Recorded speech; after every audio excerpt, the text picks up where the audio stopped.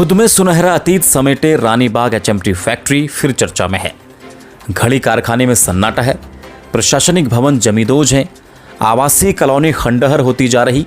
जमीन पर भले कुछ न बदला, लेकिन अभी तक केंद्र सरकार के भारी उद्योग मंत्रालय के नाम 45.33 एकड़ जमीन अब उत्तराखंड सरकार के हिस्से आ गई है। यहां कभी एम्स स्थापित करने की तो कभी हाईकोर्ट शिफ्ट करने की चर्चा चली है। पीएम आवास योजना के तहत गरीबों के घर बनाने की भी संभावना तलाशी गई, लेकिन बात आगे नहीं बढ़ी। रानीबाग एचएमटी फैक्ट्री 91 एकड़ में फैली थी। इसमें कारखाना, प्रशासनिक व आवासीय कॉलोनी शामिल थी। करोड़ों के भवन अब खंडहर हैं। मशीनें नीलाम हो चुकी हैं। राजस्व व वन विभाग फैक्ट्री की अलॉट भूमि वापस ले चुके हैं। पिछले लोकसभा चुनाव के दौरान एचएमटी की जमीन पर एम्स स्थापित करने की मांग जोर शोर से उठी। नैनीताल हाईकोर्ट को रानीबाग एचएमटी की जमीन पर लाने की भी मांग उठती रही है। हाईकोर्ट को शिफ्ट करने का मुद्दा आजकल फिर चर्चाओं में है। सांसद अजय भट्ट भी एचएमटी की जमीन पर भावी संभावनाओं के उद्यम स्थापित करने की बात कई अवसर पर कह चुके हैं। ऐसे में सभी की नजर सरकार की भावी योजना पर टिकी हुई है। एक जमाने में देश के अहम उद्योगों में शुमार रही रानीबाग एचएमटी फैक्ट्री तत्कालीन केंद्रीय उद्योग मंत्री व पूर्व सीएम स्वर्गीय नारायण दत्त तिवारी का ड्रीम प्रोजेक्ट थी।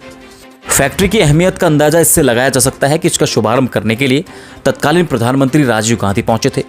स्वर्णिम दौर में एक साल में 16 से 18 लाख घड़ियां इस फैक्ट्री में तैयार होती थी। बाजार में घड़ियों को हाथों हाथ लिया जाता था। कुप्रबंधन व प्रतिस्पर्धा के कारण एक दशक में ही फैक्ट्री पर संकट के बादल मंडराने लगे। 1993-94 में फैक्ट्री घाटे में आने लगी। 2000 आते फैक्ट्री बंद करने की रणनीति शुरू हुई।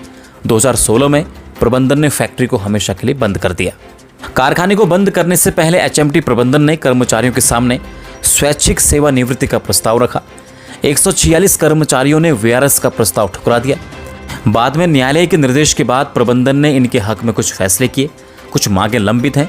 5 कर्मचारियों की मौत हो चुकी है। संघर्षरत 141 कर्मचारी अब वीआरएस की मांग कर रहे हैं।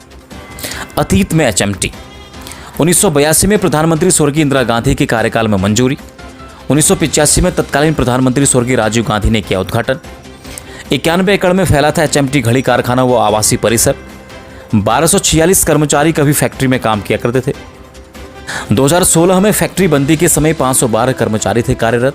366 कर्मचारियों ने ले लिया था वीआरएस। 141 कर्मचारी अब भी वीआरएस की मांग कर रहे हैं।